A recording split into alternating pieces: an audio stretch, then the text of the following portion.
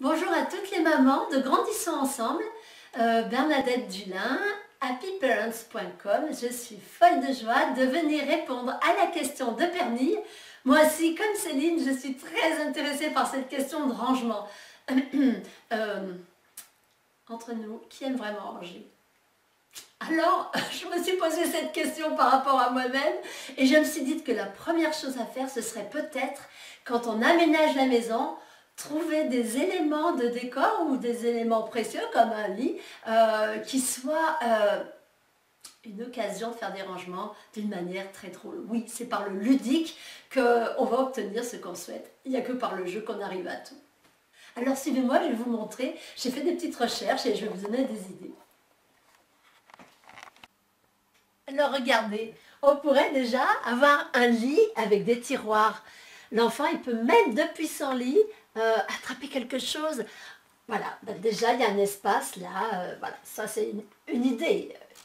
Ensuite, on peut avoir des poufs dont on peut enlever un couvercle. On peut mettre les livres dans l'un, on peut mettre des petites voitures dans l'autre. Enfin bref, voilà, ça peut être une idée. On peut aussi avoir comme un genre de petit meuble, comme dans les écoles maternelles, avec des bacs, et comme ça, c'est vite fait pour ranger. On peut se servir, on peut remettre, voilà. C'est à la hauteur de l'enfant, il aime bien, puis il y a des couleurs. Ou alors, on peut avoir un meuble tout simple, comme ça, avec des cubes, et les enfants vont ranger, pareil, en triant. Vous savez que trier, ranger, c'est une activité mathématique, hein. C'est les premières activités qu'on fait à l'école maternelle. Vous allez faire des mathématiques en rangeant. Vous pouvez aussi avoir des petits cubes comme ça sur roulette. Donc quand l'heure va être de ranger, hop, il y en a un qui peut pousser le petit cube à roulette et l'autre vise.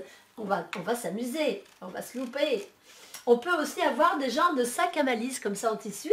Donc vous voyez là, hop, on détend et pareil, on va pouvoir mettre les marionnettes, on peut pouvoir mettre les peluches.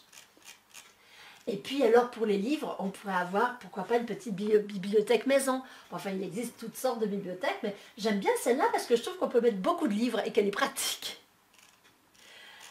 Ah oui, j'ai trouvé aussi pour les habits. Voilà, on va pouvoir mettre ses habits à côté sous Babar ou alors là dans le petit nuage, sur le petit nuage près du nid. Voilà. Voilà. C'était de petites idées, il y en a plein d'autres. Allez voir, même sur Google, on peut fabriquer ses propres meubles.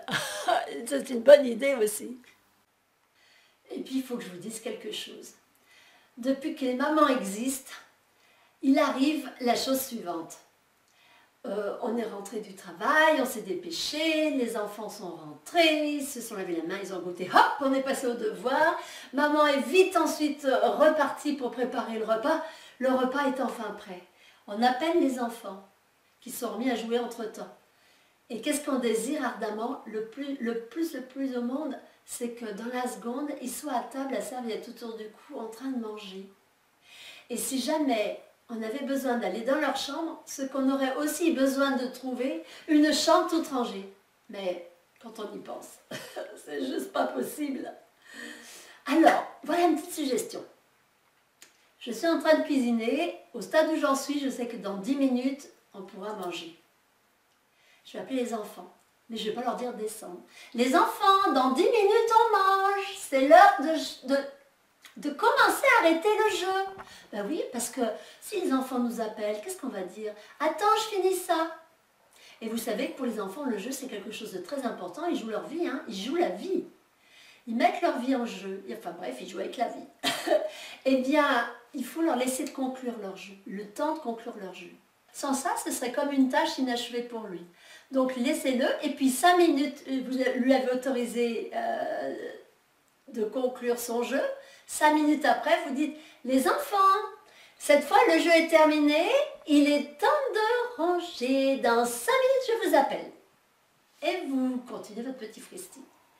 Et 5 minutes après, vous pouvez dire aux enfants, les enfants, cette fois, on se retrouve. Vite, vite, venez vous régaler.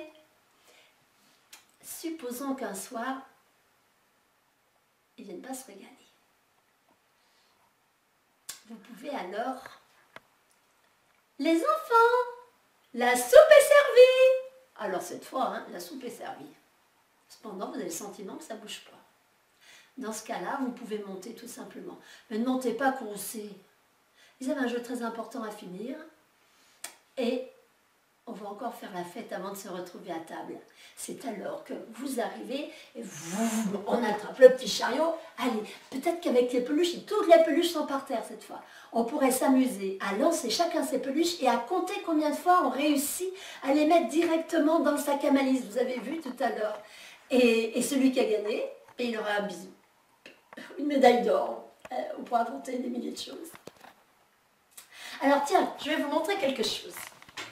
Vous pourriez fabriquer une petite fiche Bristol avec 7 colonnes, un jour par colonne, un jour de la semaine par colonne. Et puis, vous pourriez demander à l'enfant le soir d'observer sa chambre et de dire si elle est bien rangée. Si elle est bien rangée, il peut mettre un soleil. Et si elle n'est pas très bien rangée, alors on va mettre un nuage. Et puis, au préalable, vous aurez décidé avec lui de quel cadeau vous pourriez le doter si, en fin de semaine, il y avait 7 soleils. Et vous verrez que cette astuce, elle marche pour tout plein de petites choses de la vie. Et c'est fantastique. Alors, une dernière astuce, cette fois pour les adolescents. Alors, les chambres d'adolescents, waouh, waouh, waouh. Alors, si vraiment vous êtes dans un cas désespéré, vous pouvez au moins convenir de quelque chose. Ta chambre, c'est ton territoire. Je ne regarde plus, tu gères. En revanche, le désordre s'arrête à la porte de ta chambre. Et ça, finalement, tout le monde est respecté, chacun son territoire. Allez, je vous souhaite de bien vous amuser avec vos enfants. C'est tellement merveilleux d'être parent. À bientôt!